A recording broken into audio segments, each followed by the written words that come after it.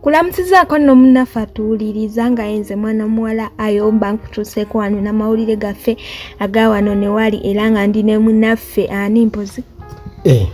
wadobooza nzaani mu mikwesese Uganda At-Large mu mikwesese nga bulijjo era nga twagguse dda ku mawulire gaffe naddala aga entertainment twagala okumanya ebifa mu kisaawe kino tusooka naki leero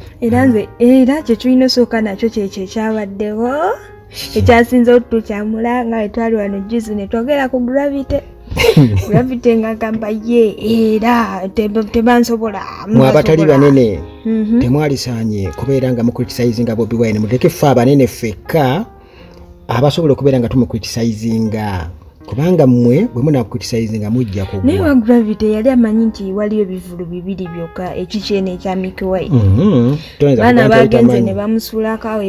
bivulu bina naye ekyasinze okunsesa kwe kuyomba yagambye abawagizi be abazze kugamba kati babadde baziza musango kiba yabagambye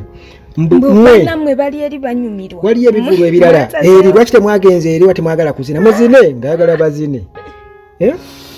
munnaffe kyamuweddeko kubanga babadde ebivulu binaawo naye yafunye abantu lwaki oga nti yafunye abantu ate nga yafunye abantu anti ekyo si kye yabadde asuubira okusinziira ne ku banne be baafunye yabadde ayagala kwegamba yasooka ajjuze naye abalala Awilo Longomba babadde ku Sheraton Awilo Longomba ne Chike babadde ku Kampala Sheraton Hotel and wabaddeyo yani ye King Madi of Nigeria naye ng'ali awo ku Zoe Grounds opposite ne Cricket Oval gundi ani Gravity yennyini we yabadde ne Mickey Wine ng'ali awo ku Jazz PA Munyonyo buli omu n'akifa bakula kati wali ku Zoe wabaddewo international artist wane ku erugogongo waliyo abaana baagala abayimbi aba Nigeria naye alijjuza singa naye omunene abamunene yali badde era yakole akukumba kwa Mickey Wine byamutambulidde binaye naye Mickey Wine yafunye abantu n'abeebaza bambi abawagizi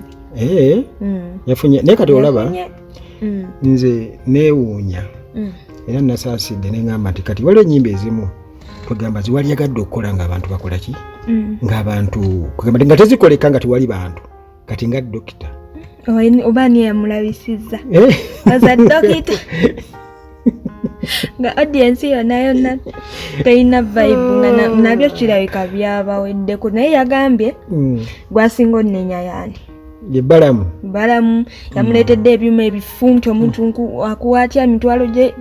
miliyoni za 5 n'omuleetera ebyuma ebifu era mu kutandika byakyankalanyiza mu intro ye kubanga microphone zasoose nezivaako awo n'asooka n'ayomba ekirungi Balamu singa yabadde oba muntu mulala nnyo yali naye Balamu era bwe batyo bebagira bwe bakole eyo era Gravity yagambye omuyimbi omulala yenna kikome ku ye omuyimbi yenna okukozesa ebyuma bya Balamu balabire ku ye tebaddamu bipangisa bakyagezaako tegeeza nti Balamu ye yamusembeza mbw abitwale yagambye abitwale ku zi campaign n'ebirala naye bano mu shows z'abayimbi nti era teba muyimbi mulala adamu kozesa byuma yabadde n'obusungu bungi ku stage obeddagira n'ayomba n'akola yabadde ajjukira byonna byabadde yewa naye nga talina kyakkola alina okuyimba sheekole ki kyegwe kubanga abadde basasudde naye babadde bawagizi be nga tebalina musango yabadde abeebaza bwebaza embaga ya Isima n'Amina nti bwe yabadde agiise embaga ya Isima n'Amina yamufukedde embaga badde manyi Isima yafa ngikyuli teyafa ate ye Isima ye koba ina yadde agamba mulala yesho yabadde agiise embaga ya Isima n'Amina nenno waliwo ate era yogera ku shows zino Shiba nalabye agamba ayagala genda mu break mabigakaawo yagala genda mu break Queen Mama era nga nnya ogw'ekkumi alinayo show ye gye yatumye neyanziza abadde agiranga era abadde agyogerako naye ng'ekimutwala mu gundi lubuto si lubuto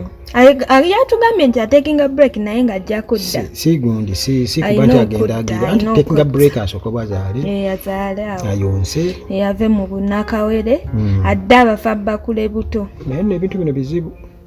omukazi abadde amaze emyaka 15 mu industry tebakyayagala abakazi tebakyayagala kulwawo addirawo nga lubuto olulala gwe nze tumusuubira kuddamu kozi mabegakaawo nawulirako bano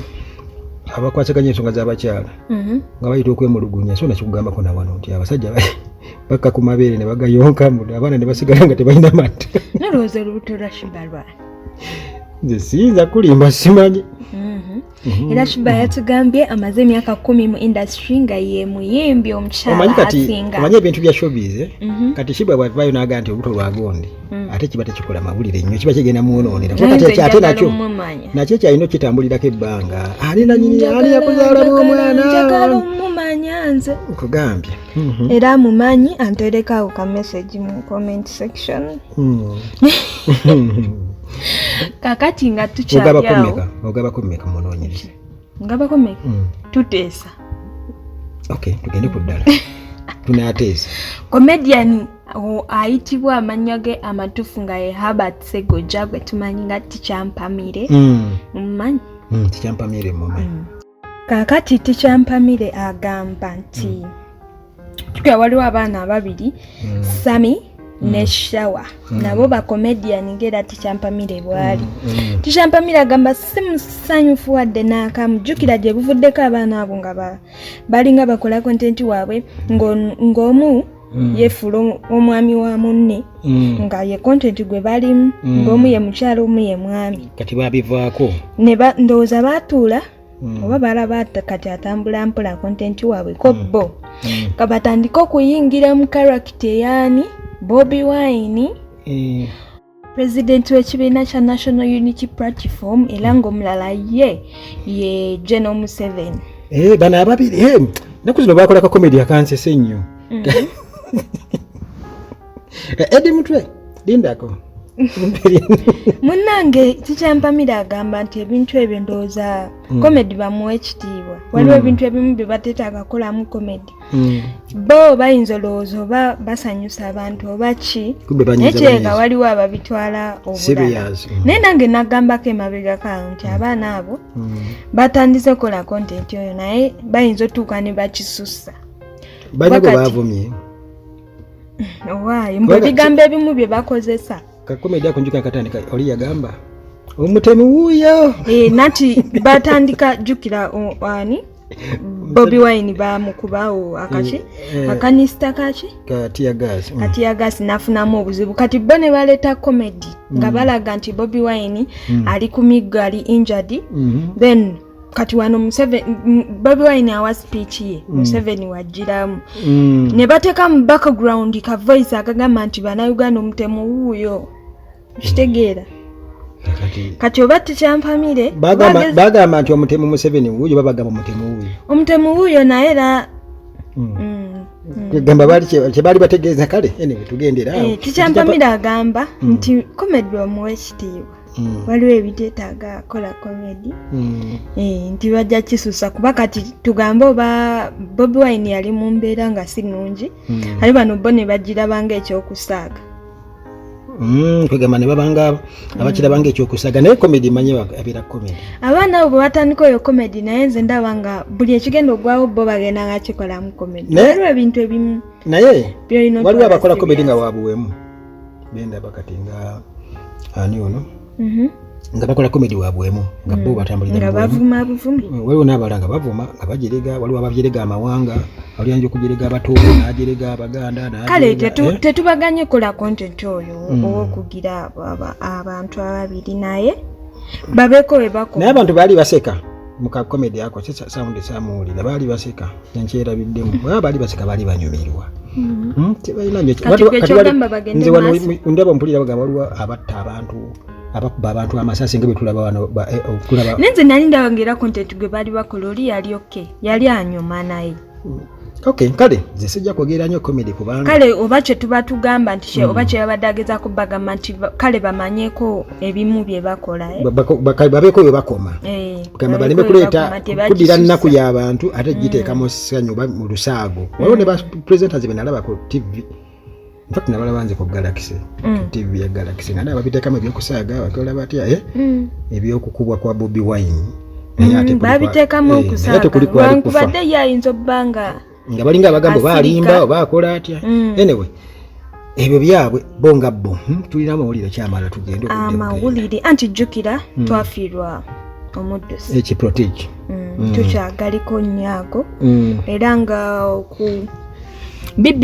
BBC Sports Africa abaddeko neighbor wa Kiptegeya ng'ayogera ku mbeera ye nga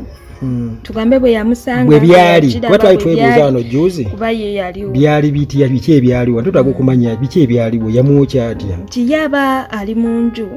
awulira abantu abalekana ebweru omuliro agenda ofuluma alaba Kiptegeyi adduka omuliro gumuli bize ali awo agezaako nnoonya ku mazzi nga omukulu atuuse yamwokya awulira ayagala mwongera neighbor awulira ona Kiptegeyi aleekaana adduka n'abantu abamulaba nga baleekaana agezaako okufuna amazzi nga agenda okulaba n'omukulu atuuse ayagala mwongera amafuta mu kumwongerako amafuta ndowooza naye ne gakola ki yajja n'ekidomola ekyamafuta nga amaze okumukolezaako omulimu n'ayagala amwongereko amwongere mugongere okukola ki okugira kumbe omuliro gukwata mangu naye ne gumusika era n'adduka twali twebuuza nti ate kati ono Nixon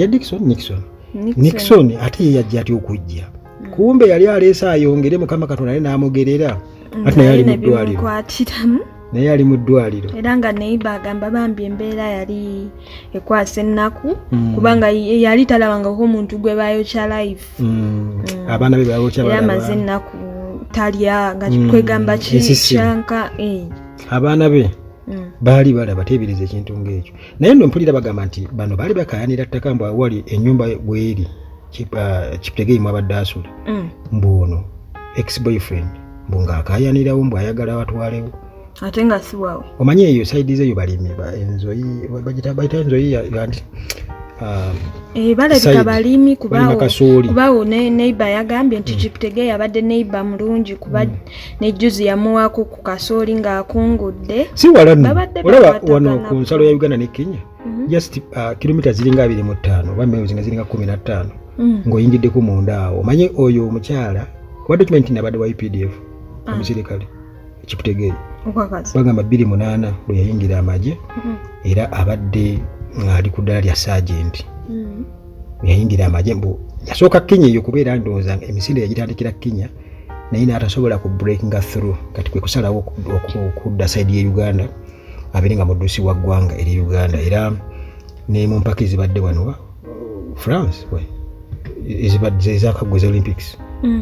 kyajja wangule abadde yakwata ekifo kya 4 mu misinde gino egy'omutwalo neighbor abantu badde bamuyita champion kubanga babadde bagamba neighbor tebabadde batera ng'omuyitako ku kkubo nga bamuweevingirako nga traininga kagamba abantu badde bamumanyi mukazi wattu naye bagenda muziika mu Uganda kyetwali twogerako olulinga twebuuza gye bagenda muziika bagenda kumuziika wano mu Uganda katusuubire nti neyamukumako omuliro bw'anaaba awonye agenderawo bagenda muziika nga 14 bwena kitegeddeko nga 14 Septemba leero bazirimika 89 tetuswalira wano genda ku kirala wano nga tetunnaba na muswala bwe tutyo tetubadde olwaleero n'alima awagonda atera nannyuka